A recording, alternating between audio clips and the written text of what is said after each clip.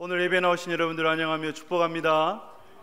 하나님의 은혜와 평강이 여러분 가운데 함께 하시길 주님의 이름으로 축복합니다.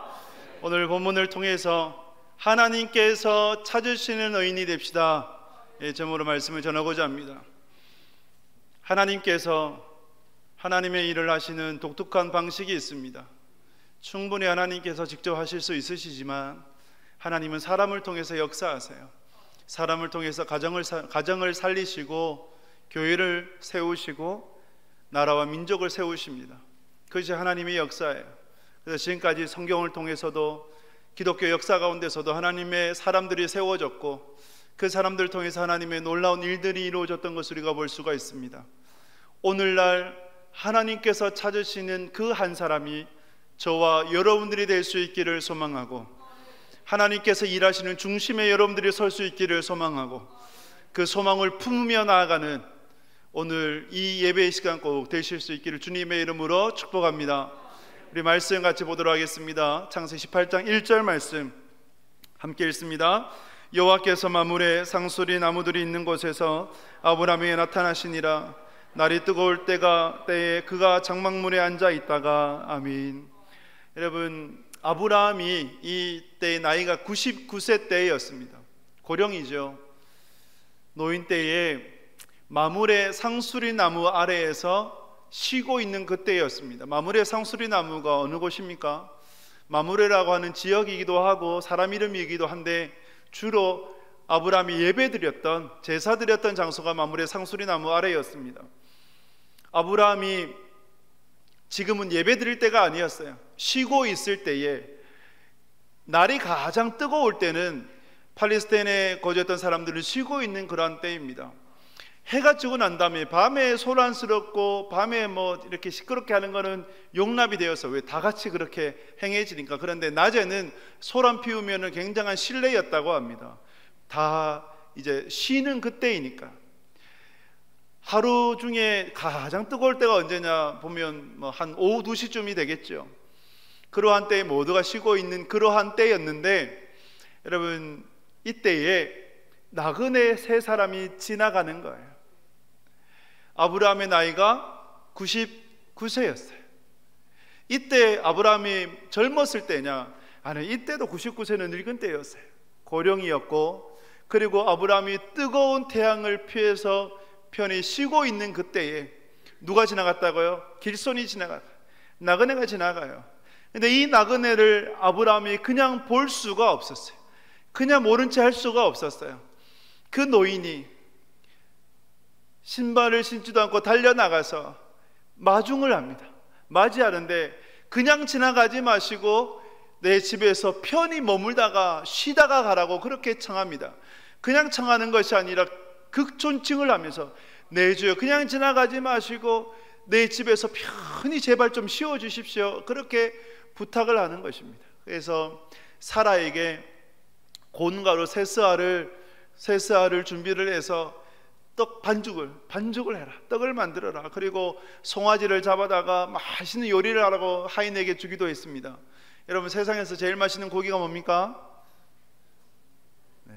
잘 모르겠는데 송아지라고 합니다. 여러분, 탕자가 둘째 아들이 돌아왔을 때 아버지가 뭘 잡아줬어요? 살찐 송아지를 잡아줬어요. 송아지가 불쌍하기도 하지만 어쨌든 살찐 송아지를 잡아다 줬는데, 그만큼 아브라함이 손님을 극진히 대접했다라는 것을 볼 수가 있어요. 왜 아브라함이 이렇게 극진히 대접했을까요? 먼저 이 손님 셋, 나그네 셋이 누구였을까요? 나그네 셋이 누구인가 보게 되면 창세기 19장 1절 말씀을 근거로 보게 되면 1절 말씀 같이 읽겠습니다. 저녁 때에 그 두 천사가 소돔에 이르니 마침 롯이 소돔 성문에 앉아 있다가 그들을 보고 일어나 영접하고 땅에 엎드려 절하며. 아멘. 여러분, 세 사람 중에 두 사람이 누구였다고요? 천사였다는 거예요. 천사. 그러면 한 사람이 누구입니까? 하나님이셨어요. 학자들은 성자 하나님이 되시는 예수님이다, 그렇게 추정을 하는데 추정일 뿐입니다. 어쨌든 하나님과 두 천사, 이 세 사람이어서. 그러나 아브라함이 처음부터 세 사람이 하나님이었고 천사들이었다는 것을 알지를 못했어요. 그의 표현에 빌림이 아도나이라고 부르는 내 주여라는 표현이 하나님을 향한 그런 고백, 신앙 고백이 아니라 이웃을 향한, 사람을 향한 극존칭으로 아도나이 내 주여라고 표현했던 것입니다. 처음부터 아브라함이 나그네들이 천사였다, 하나님이었다는 것을 알지 못했어요. 그런데 대화를 하다 보니까 하나님이셨음을 알았고 천사들이셨음을 아브라함이 알았다는 것이죠. 아브라함이 나그네를 이처럼 섬겼다는 거예요. 잠언 19장 17절 말씀을 보게 되면 우리에게 이렇게 교훈하고 있습니다. 17절 같이 읽겠습니다. 가난한 자를 불쌍히 여기는 것은 여호와께 꾸어 드리는 것이니 그의 선행을 그에게 갚아주리라. 아멘. 여러분, 여호와께 가난한 자를 불쌍히 여기는 것이 여호와께 꾸어 드리는 것이라고 말씀을 해요. 늘 성경 가운데 말씀하는 것이 고아와 가부와 나그네를 대접해라, 섬겨라, 그들을 극진히 모셔라라고 성경 우리에게 가르쳐주고 있습니다. 그러므로 여러분, 우리가 가난한 자, 이웃을 섬기는 것이 누구에게 구워드리는 거라고요? 여호와 하나님께 구워드리는 것이다. 할렐루야. 여러분, 이것을 잊지 마시고 나그네 대접하기를 잘하는 여러분 될 수 있기를 주님의 이름으로 축복합니다. 그래서 제가 오늘 설교를 준비하면서 이 말씀들을 묵상했잖아요. 그러니까 이번 주 중에 나그네들이 찾아오신 거예요. 이제 목양실에 오셔서 제가 이제 최선을 다해서, 어떤 분들은 직접 커피도 내려드리고, 찾아왔길래 직접 커피도 내려드리고 이렇게 섬겼었는데, 여러분, 우리가 이렇게 섬기는 그런 어떤 모습, 행위들이 하나님께 구워드리는 것이다. 무엇을 바래서가 아니지만 그러나 하나님께서는 그 선행을 반드시 갚아주신다 말씀하십니다. 이 은혜를 누리는 여러분 되실 수 있길 주님의 이름으로 축복합니다. 손님을 대접하는 이 상황 속에 제일 당황하는 한 사람이 있었습니다. 그 사람이 누구였을까요? 우리 여성분들은 잘 이해할 거예요. 누구예요? 사라예요. 왜 사라가 당황스럽습니까? 갑자기 손님 데려와서, 여러분, 남편들을 제일 이제 좀 아내들을 화나게 하는 것이 남편이 예고 없이 손님 데리고 오면, 저희 집에 상상도 못하는, 예고 없이 어떻게 손님들 데려옵니까? 큰일 나죠. 큰일 나는데, 그래서 이 사라가 너무 이제 당황한 거예요. 당황해가지고 이렇게 세스하라는, 여러분이 밀가루 양이 얼마나 크냐면 7리터 정도가 돼요. 그러면 세스하면 21리터, 22리터 정도 되는 양인데 얼마나 많습니까? 그것을 반죽하고 또 손님을 대접하라고 하니까 요리들을 준비하고 하인을 시키지만, 그러나 안주인이 가만히 있을 수 있습니까? 이리 뛰고 저리 뛰고 해야 되지 않겠어요? 더 사라를 황당하게 만든 것이 있었어요. 뭔지 아세요? 오늘 말씀을 보면 10절 말씀 같이 읽겠습니다. 18장 10절입니다. 그가 이르시되 내년 이맘때 내가 반드시 내게로 돌아오리니 내 아내 사라에게 아들이 있으리라 하시니 사라가 그 뒤 장막문에서 들었더라. 아멘. 사라의 나이가, 이때의 나이가 89세 89세였어요. 여자로서 경수가 끊어진, 즉 생리가 끊어진, 그래서 아이를 낳을 수 없는 이제 노인 사라였어요. 그러니 근데 이 사라에게 하나님께서 뭐라고 말씀하세요? 내년 이맘때에 다시 돌아올 건데 사라가 아들을 낳을 것이다 얘기하는 거예요. 사라의 나이 90세에 아들을 낳을 것이다. 이것을 듣고 있던 사라가 속으로 웃었어요. 웃었다는 게 뭐예요? 비웃었다는 거예요. 내 몸이 지금 어떤 형편인데 내보고 아들을 낳아? 이거는 나를 우롱해도 이렇게 우롱할 수가 있나? 거짓말도 저렇게 거짓말할 수 있나? 하면서 비웃었던 거예요. 그래서 하나님께서 사라 보고 왜 웃냐? 물으니까 사라가 뭐라 얘기해요? 안 웃었는데요. 안 웃었는데요. 근데 하나님은 뭐라 하세요? 아시잖아요. 너가 지금 웃었다. 여러분, 이것을 보면서 하나님께서 우리에게 가주신 것이 뭡니까? 하나님은 사람을 통해서 일을 이루어 가시지만 사람의 힘을 빌려서가 아니라 하나님께서 전적으로 역사하시는 것입니다. 할렐루야. 아브라함이 아무것도 할 수 없는 그때에, 창세기 15장 지난주 말씀을 보았듯이 깊이 잠들었을 때 하나님께서 횃불을 통해서 언약을 맺어주셨어요. 사라가 경수가 끊어지고 아이를 낳을 수 없는 그때에 하나님께서 그 일들을 하셨던 것이죠. 우리가 멈췄을 때 하나님께서 행하십니다. 우리가 아무것도 할 수 없는 그때에 하나님께서 시작하십니다. 왜? 내가 한 것이 아니라 하나님이 하셨음을 인정하라는 것이고, 내 인생을 세우시는 분이 하나님이셨음을 고백하라는 거죠. 내가 하는 것이 아니라 하나님이 하신다는 거예요. 우리가 이것을 잊지 말아야 하겠습니다.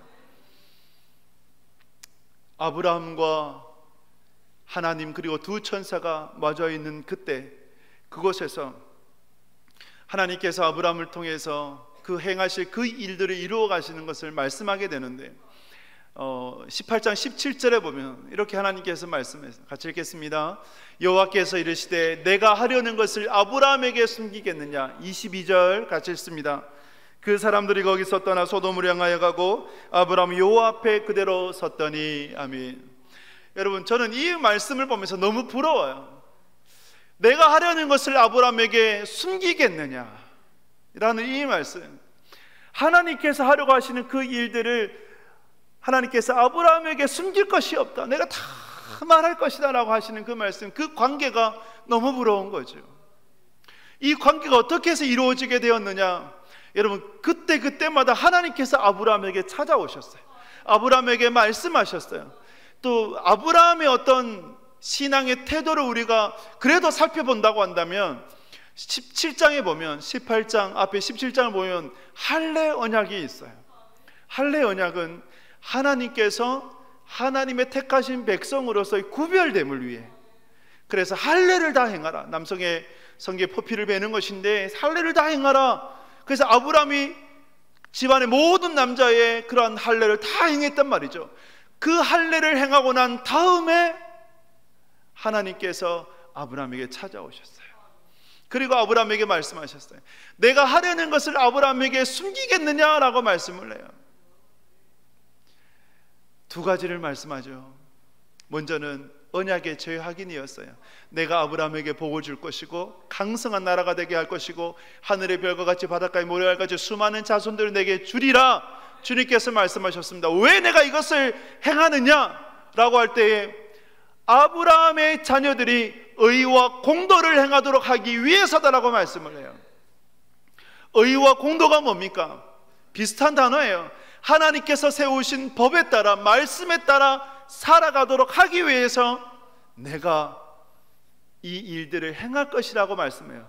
또 한 가지 하나님께서 행하시고자 했던 그것, 아브라함에게 말씀하셨던 것이 뭐냐? 바로 소돔과 고모라에 관해서입니다. 소돔과 고모라의 죄가 땅에서 호소된다는 거예요. 하나님께로부터 들려진다는 거예요. 여러분, 창세기 4장에 가인이 아벨을 쳐서 죽였을 때에 아벨의 피가 하나님을 향해서 부르진다, 울부짖는다로 말씀하죠. 한번 읽어볼까요? 창세기 4장 10절 말씀을 보게 되면 같이 읽습니다. 이르시되 내가 무엇을 하였느냐? 내 아우의 피소리가 땅에서부터 내게 호소하느니라. 아멘. 아우의 피소리가 호소한다는 거예요. 소돔과 고모라의 죄가 하나님께로부터 호소한다는 거예요. 성도의 울부짖음이 하나님께로부터 하나님께로 호소된다는 것입니다. 또한 우리의 죄악도, 이 땅의 죄악도 하나님께로 호소된다는 것을 우리가 잊지 말아야 되겠습니다. 그래서 소돔과 고모라가 정말 그러한가 살펴보시려고 내려오셨고, 그리고 그 땅을 심판하겠다라고 하나님께서 말씀하시는 거예요. 내가 이것을 내게 숨기겠느냐라고 말씀해요. 여러분, 이 말씀을 듣는 아브라함의 가슴이 요동쳐요. 심장이 쿵쾅쿵쾅 뛰어요. 무엇 때문입니까? 그 땅에 누가 있어요? 조카 롯이 있잖아요. 갈대아 우르에서 하란에서부터 함께했고, 그리고 한때는 후계자로 생각했던, 양아들로 생각했던 그러한 롯이었는데, 롯이 그곳에 있다고 생각하니 너무 그 감정을 주체할 수가 없는 거예요. 어찌할 수가 없는 거예요. 이러한 때에 아브라함이 하나님 앞에 기도합니다. 중재해요. 어떤 중재를 하느냐? 오늘 말씀을 보게 되면 18장 23절에서 25절 말씀 같이 읽도록 하겠습니다. 아브라함이 가까이 나아가 이르되 주께서 의인을 악인과 함께 멸하려 하시나이까? 그 성중에 의인 50명이 있을지라도 주께서 그것을 멸하시고 그 50 의인을 위하여 용서하지 아니하시리이까? 주께서 이같이 하사 의인을 악인과 함께 죽이심은 부당하오며 의인과 악인을 같이 하심도 부당하니이다. 세상을 심판하시니가 정의를 행하실 것이 아니니까. 아멘. 여러분, 마치 아브라함이 하나님이 된 것처럼 그렇게 중재하는 거예요. 하나님 부당합니다. 뭐가 부당합니까? 하나님께서 정의로우신 분이신데 하나님의 공의가 세워져야 될 것인데 어떻게 의인을 악인과 함께 멸하십니까? 악인과 함께 심판하십니까? 악인과 함께 죽이려고 하십니까? 절대 그럴 수 없습니다라고 그렇게 중재하는 거예요. 그래서 아브라함이 하나님께 간구하죠. 하나님, 그 성읍에 의인 50명이 있으면 그 땅을 멸하지 않겠습니까? 저는 하나님의 마음이 그려져요. 하나님의 마음이 느껴져요. 아브라함에게 이것을 숨기겠느냐? 아브라함과 그토록 친밀하셨던 하나님이셨고, 그리고 아브라함의 이 간구, 마치 어떻게 보면 버릇없는 어린아이와 같이 떼쓰는 아브라함인데, 그런데 아브라함의 기도를 마치 하나님께서 기다리셨던 것 같아요. 그래서 아브라함의 간구에 하나님께서 주저하지 않으시고 망설이지 아니하시고 내가 의인 50명을 찾으면 그 땅을 심판하지 않겠다 라고 말씀하는 거예요. 근데 아브라함이 생각해 보니까 불안하죠. 의인 50명이 없을 것 같아요. 그래서 아브라함이 50명에서 몇 명까지 내려가요? 5명, 45명까지. 하나님 45명이 있으면 45명도 불안해요. 몇 명요? 40명, 그리고 30명, 20명, 10명까지 내려가게 된단 말이죠. 왜 아브라함이 10명에서 멈추었을까? 그 당시 사회를 구성하는 최소 단위가 10명이었어요. 1000부장, 100부장, 50부장, 10부장이 있었죠. 10명을 대표하는 10부장이 있었죠. 그래서 사회를 구성하는 최소 단위가 10이라는 것이었고, 그리고 아브라함이 생각할 때 그래도 롯이 그 아내와 딸들과 사위들과 그리고 영향력을 생각할 때 그래도 10명은 있지 않을까. 그래도 롯을 통해서 변화된, 롯을 통해서 하나님을 믿게 된 백성들이 10명은 있지 않을까 생각해 보았다는 거예요. 그래서 10명에서 그 기도를 멈추었어요. 그러나 소돔과 고모라에는 의인 10명이 없었지요. 그래서 이후에 소돔과 고모라가 심판받게 됩니다. 불로 다 녹아내리게 돼요. 물 심판은 더 이상 행해지지 않습니다. 무지개를 통해서 우리에게 주님께서 언약하셨죠. 내가 더 이상 물로 세상을 심판하지 않겠다. 그러나 요한계시를 보면 뭐가 있어요? 불심판이 있어요.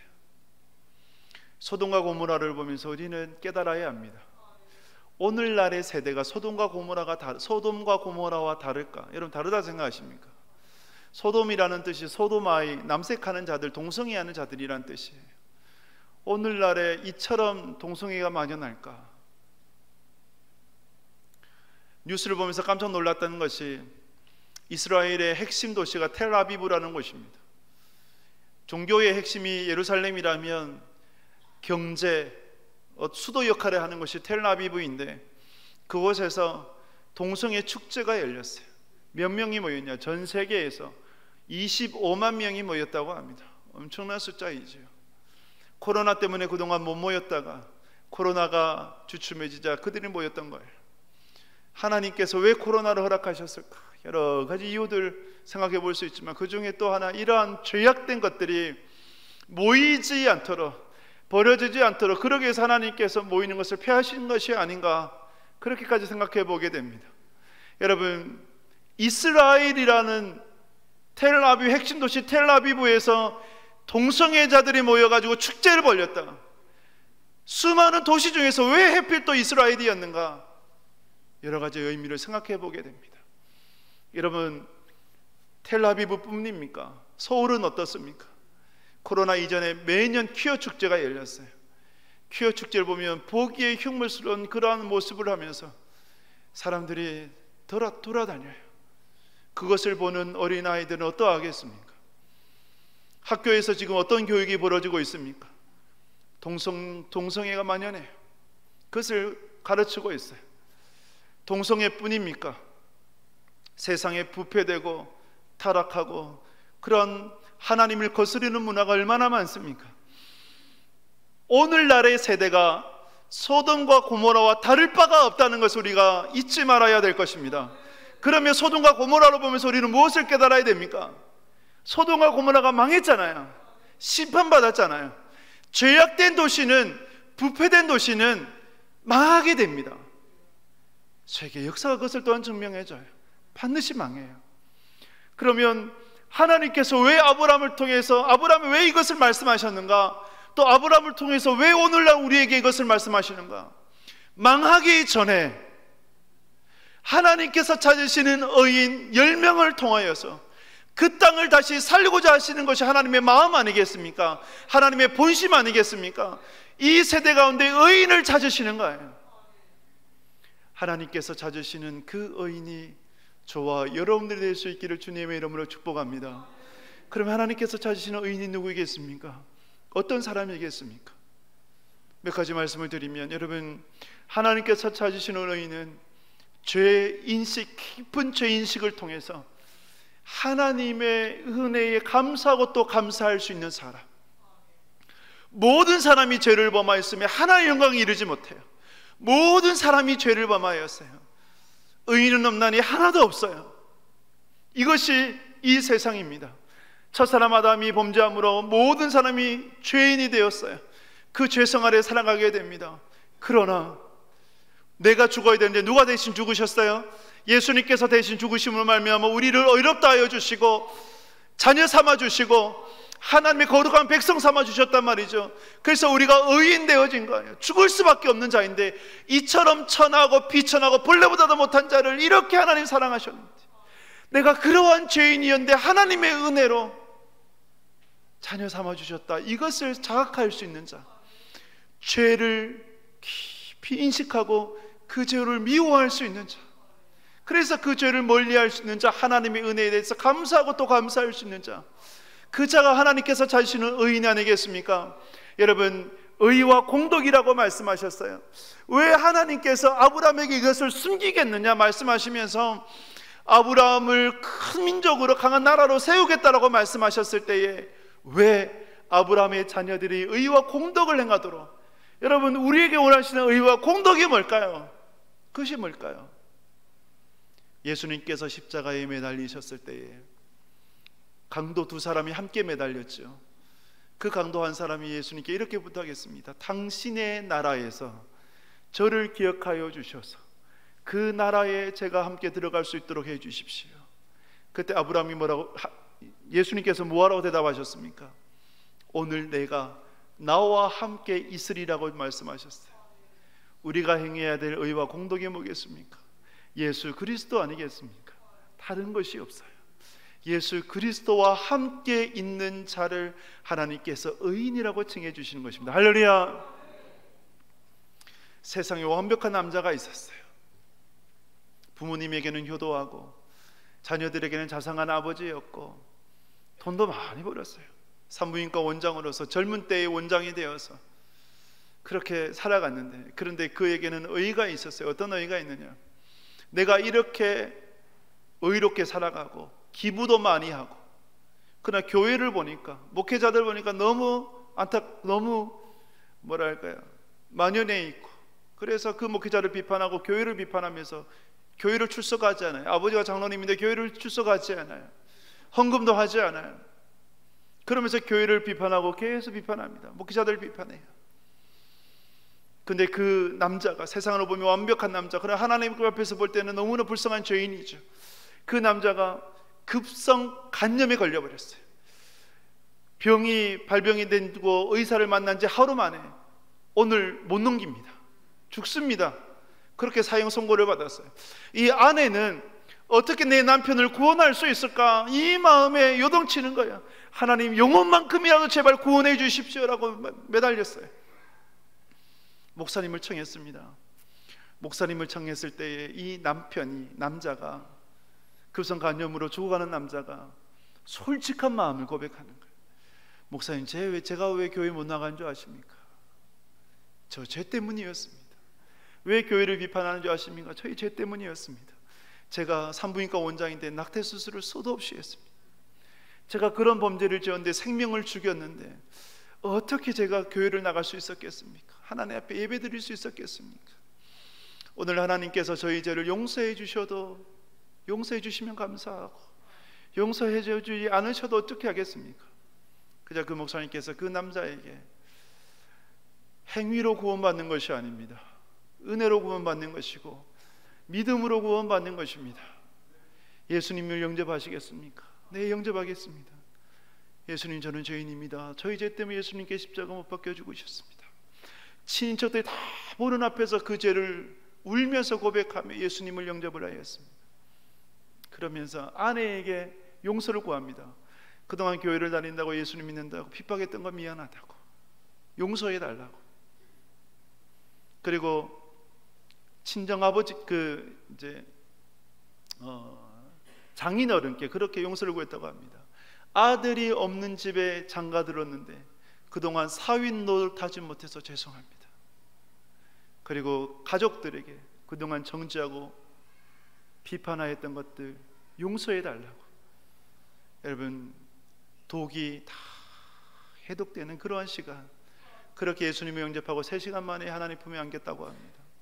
제가 무엇을 말씀드리고 싶네요.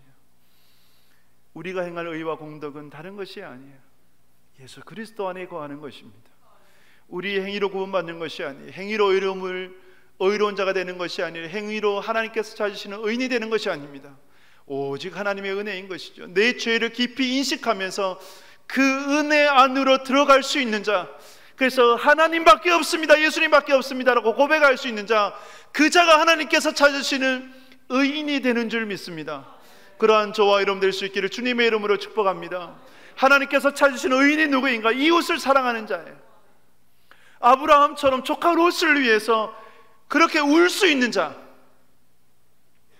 이웃을 품을 수 있는 자, 나그네가 지나가는데 그냥 지나치지 못해서 그냥 달려나가서 편히 쉬고 가라고 그렇게 섬길 수 있는 자, 불쌍한 자를 섬기는 것이 여호와께 구워드리는 것이라고 말씀하는데 그렇게 섬길 수 있는 자, 그 자를 주님께서 찾으신다는 거예요. 어떤 소그룹의 리더가 있었습니다. 근데 그 소그룹의 리더는 가난한 분이셨어요. 우리로 보면 구역장님이 가난했어요. 중장비 기사였는데 새벽 4시에 나가서 전식값도 아끼려고 도시락을 싸서 가고, 그 아내 되는 분은 식당에서 일하고, 근데 소그룹 리더 구역장을 하려면 또 물질로도 섬길 수가 있어야 되기에, 그래서 그분이 구역원들을 섬기려고 어떻게 하셨냐면 밥값을 아끼고 커피값을 아끼고, 그렇게 아껴서 일주일 내내 아껴서 구역원들을 섬겼다고 그럽니다. 그 중에 부유한 분들도 계셨겠죠, 구역원들 중에. 그런데 사람이 무엇에 감동합니까? 나를 위해서 저렇게 애쓰고 저렇게 섬기려고 하는구나, 그것에 감동하는 것 아니겠습니까? 구역원들이 거기에 감동을 해요. 거기에 은혜 받아요. 구역원들이 또 거기에 은혜 받는 모습에 또 구역자님이 은혜를 받아요. 이분의 삶의 낙이 뭐냐? 아끼고 아껴서 구역원들을 섬기는 것이 삶의 낙이었고, 구역 모임이 그토록 기다려졌다고 그래요. 그래서 여러분, 중장비 현장에서 일하시는 분들은 육체 노동을 하기 때문에 스트레스가 많죠. 몸도 피곤하죠. 그래서 끝나고 나면 이렇게 2차, 3차 그런 시간들을 갖게 되는데, 술을 마시게 되는데, 근데 이분은 아껴야 되니까, 또 구역장이니까 그 모든 거 다 끊어버렸어요. 자녀들은 어떻게 되었을까요? 자녀들이 부모님이 그렇게 섬기는 모습 보니까, 왜 내한테는 좋은 거 안 사주고 좋은 거 안 먹이고 왜 그렇게 섬기냐고 그렇게 말했겠습니까? 아니요.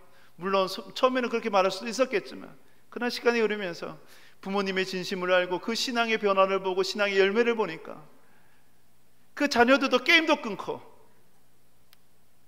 하나님 앞에서 살고자 힘쓰는 자녀들이 되었다고 합니다. 그 중심이 어디입니까? 이웃을 사랑하는 그 마음 아니겠습니까? 하나님의 마음으로 내게 맡겨진 영혼들을 사랑하는 그것 아니겠습니까? 주님께서 이 땅에 찾으시는 자 누구일까요? 그렇게 이웃을 섬길 수 있는 자, 영혼을 사랑할 수 있는 자, 그 자를 주님께서 찾으시는 것 아니겠습니까? 그런 의인이 저와 여러분 될 수 있기를 주님의 이름으로 축복합니다. 마지막으로 하나님께서 찾으시는 의인이 누구인가? 기도할 수 있는 자예요. 기도할 수 있는 자, 영혼을 두고 기도할 수 있는 자, 영혼을 위해서 울 수 있는 자.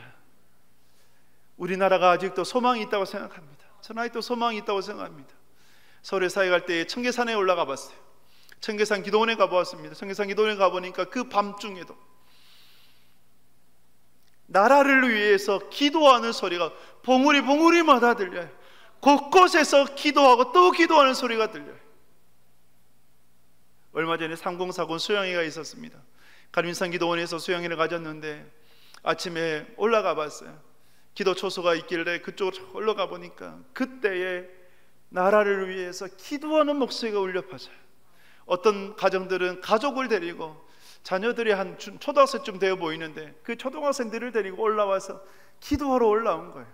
여러분, 이렇게 나라를 위해서 기도하는 자들이 있기에, 민족을 위해서 기도하는 자들이 있기에 아직도 우리나라가 소망이 있는 줄 믿습니다. 여러분, 영국의 피의 여왕이라고 불렸던 메리 튜더가 있었어요. 피의 여왕, 얼마나 그리스도인들을 박해했던지 그 여왕이 피의 여왕으로 불렸어요. 그런데 그 메리 여왕이 두려워했던 한 사람이 있었다고 합니다. 누군지 아세요? 존 낙스였어요. 기도하는 한 사람이 수십만의 군대보다 더 무섭다고 그 피의 여왕이 얘기를 합니다. 존 낙스는 이렇게 얘기합니다. 기도하는 한 사람이 기도하지 않는 한 민족보다 강하다고 얘기를 합니다. 기도하는 그 한 사람이 여러분들 될 수 있기를 축복합니다. 여러분, 기도하는 자리로 나오십시오. 새벽을 깨우십시오. 그리고 금요 밤 기도회로 나오십시오. 여러분들의 신앙을 위해서, 여러분들의 깊은 죄인식을 위해서 기도하십시오. 여러분 가정을 위해서 기도할 수 있기를 바랍니다. 기도하지 않으면 살 수가 없어요. 나라와 민족을 위해서 기도할 수 있는 여러분 될 수 있기를 축복합니다. 하나님께서 찾으시는 그 한 사람 여러분 될 수 있기를 바랍니다. 말씀을 맺습니다. 소돔과 고모라 그 죄악이 오늘날 우리와 별반 다를 바가 없다고 생각합니다. 우리는 깨달아야 합니다. 소돔과 고모라가 불에 녹았듯이, 불로 심판받았듯이 우리나라도, 이 사회도, 이 세상도 이렇게 부패가 만연되어 있고 타락되어져 가면 하나님께서 그냥 보고만 있지 않으신다. 그렇다면 하나님께서 오늘 우리에게 이 말씀을 선포하시는 이유가 무엇인가 할 때에 하나님께서 찾으시는 그 의인이 저와 여러분들이 될 수 있기를 주님의 이름으로 축복합니다.